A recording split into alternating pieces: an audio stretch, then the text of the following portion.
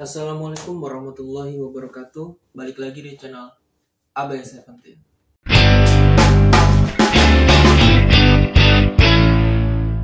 Di video kali ini gue akan membantu lo bagi yang belum tahu nanti di 2024 atau di pemilu-pemilu lainnya mau memilih partai apa.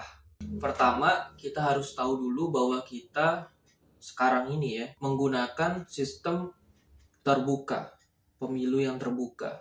Maksudnya tuh kita yang milih sendiri individu orangnya yang untuk mewakilkan kita di parlemen nanti.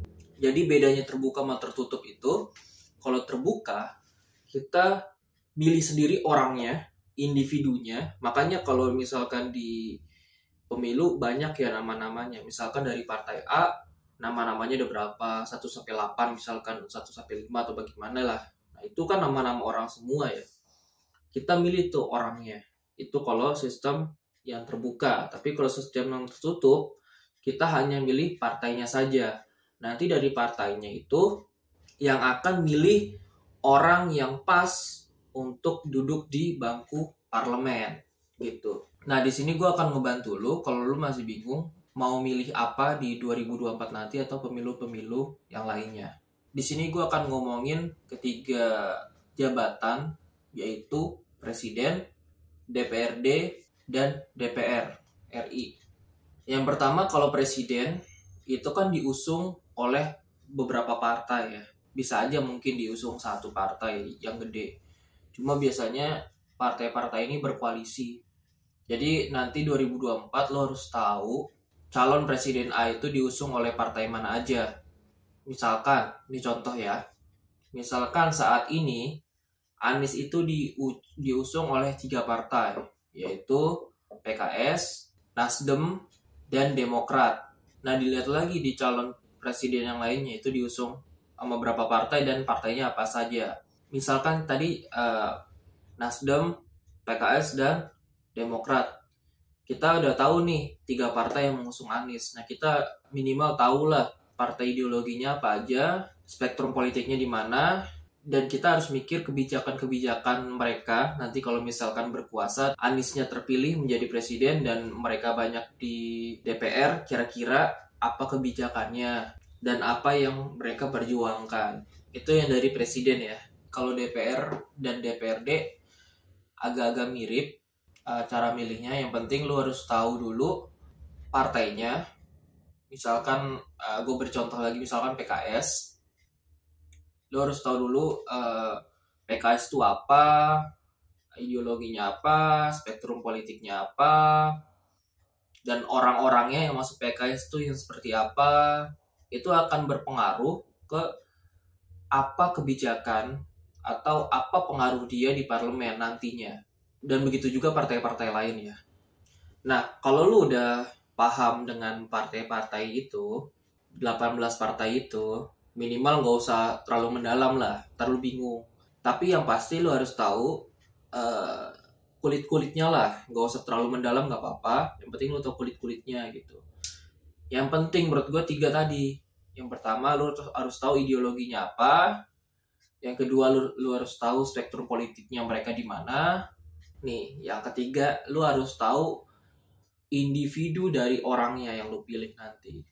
Jadi, karena kita sistemnya terbuka, lagi-lagi kita harus tahu tuh individu orangnya seperti apa. Nanti lu akan menemukan masa-masa di mana ya, foto-foto orang, caleg-caleg, itu lu akan menemukan di mana-mana tuh iklan-iklannya. Jadi lu harus tahu dan paham tentang individunya. Misalkan partai ini, kita udah tahu nih partainya apa, ideologinya apa, spektrum politiknya apa gitu kan. Tapi kita harus tahu juga nih partai ini misalkan ada 8 caleg gitu ya. Kita harus tahu satu-satu. Nah, memang sistem terbuka ya, proporsional terbuka, kelebihan dan kekurangannya di situ. Kelebihannya kita bisa tahu siapa aja orang-orang yang akan mewakili kita di parlemen. Tapi kelemahannya ya kita harus tahu juga mereka itu semua pikirannya, kepribadiannya itu seperti apa.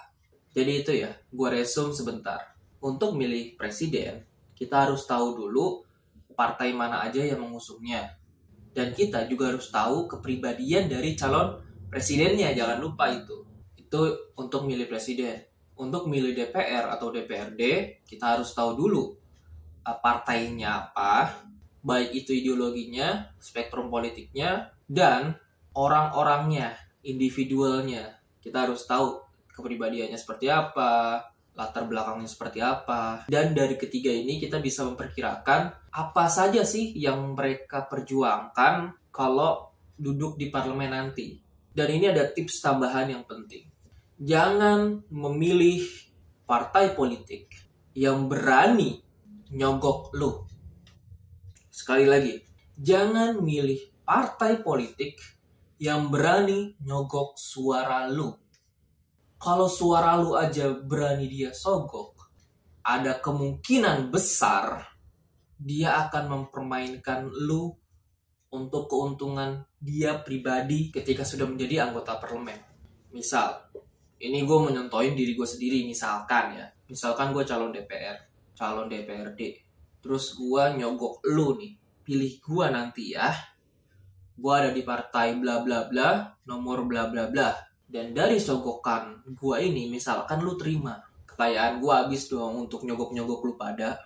Ketika gue diterima di parlemen, duduk di parlemen, dan gue mendapat jabatan yang strategis untuk korupsi, gue akan korupsi karena uang gue habis nyogok lu pada, dan akhirnya gue akan ngambil uang gue itu kembali dari lu pada.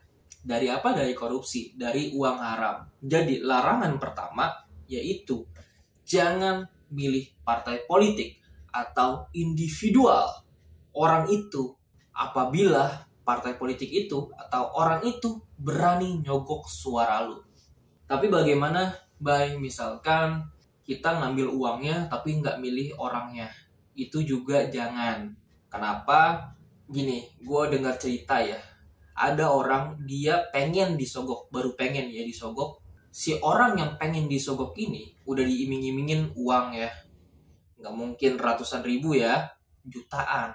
Atau mungkin puluhan juta. Kalau semakin tinggi atau semakin berpengaruhnya orang yang pengen disogok itu ya pasti harganya lebih mahal, harganya ya. Nah, orang yang pengen disogok ini kan ada 3 pilihan. Antara dia nolak mentah-mentah, ya kan? Nolak lah pokoknya. Kedua, dia ambil duitnya tapi nggak milih orangnya.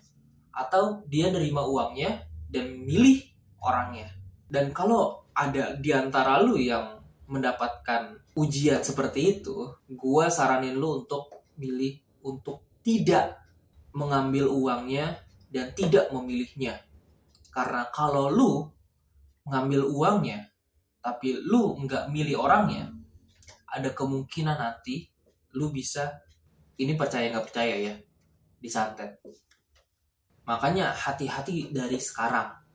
Kalau lu mau uangnya doang tapi lu nggak milih orangnya, itu tetap prefer buat gua jangan pilih orangnya dan jangan ambil duitnya.